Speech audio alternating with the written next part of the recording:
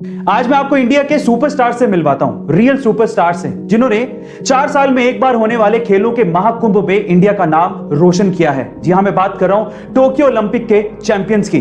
पहली सुपरस्टार है मीराबाई चानू, जिन्होंने वेट लिफ्टिंग में 24 जुलाई को सिल्वर जीतकर इंडिया को पहला टोक्यो ओलंपिक का मेडल दिलाया।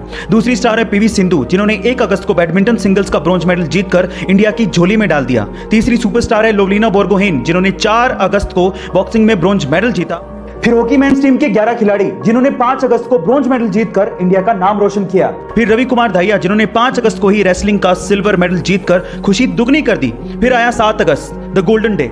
उस दिन बजरंग पूनिया ने रेसलिंग में ब्रॉन्ज मेडल जीता और उसी दिन 128 साल बाद नीरज चोपड़ा ने जेवलिन थ्रो में गोल्ड मेडल जीतकर भारत को एथलेटिक्स का पहला गोल्ड दिलवाया।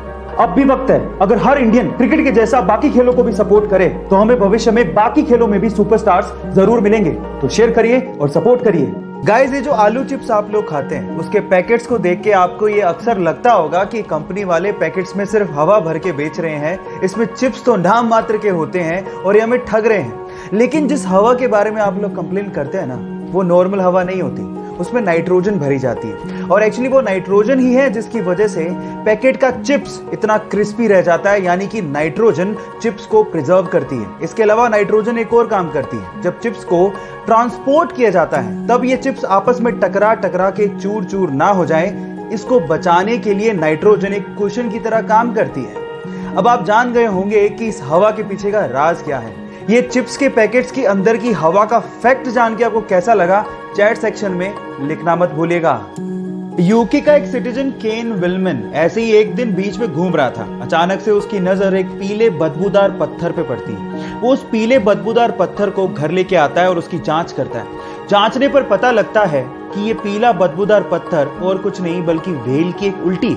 और उसके बाद केन विलमन रातों रात करोड़पति बन जाता है। अब आप लोग कहेंगे कि व्हेल की इस बदबूदार उल्टी के लिए भला इतना पैसा कौन देगा, तो मैं आपको आपकी जानकारी के लिए बता दूं कि व्हेल की इस उल्टी को एम्बर ग्रीस कहा जाता है और इसी एम्बर ग्रीस का इस्तेमाल करते हुए बड़ी बड़ी परफ्यूम कंपनियां अपना परफ्यूम बनाती हैं। लेकिन वेट, ये परफ्यूम में सुगंधी के लिए इस्तेमाल नहीं होता, बल्कि एम्बर ग्रीस में एक ऑर्डरलेस अल्कोहल होता है जिसका नाम है एम्बरीन, और ये एम्बरीन परफ्यूम को लॉन्ग लास्टिंग बनाने में मदद करता है। अब आप समझ ही गए होंगे कि बड़ी बड़ी परफ्यूम कंपनियां इस व्हेल की उल्टी के लिए इतना पैसा क्यों देती हैं। ये इंटरेस्टिंग फैक्ट जान के आपको कैसा लगा, चैट सेक्शन में लिखना मत भूलिएगा।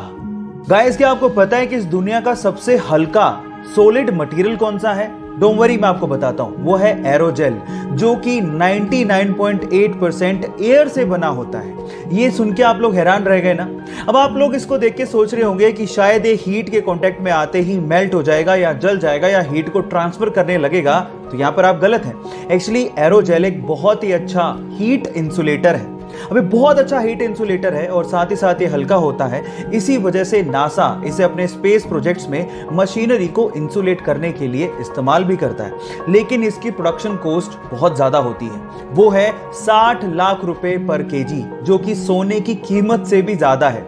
ये इंटरेस्टिंग फैक्ट जान के आपको कैसा लगा, चैट सेक्शन में लिखना मत भूलिएगा।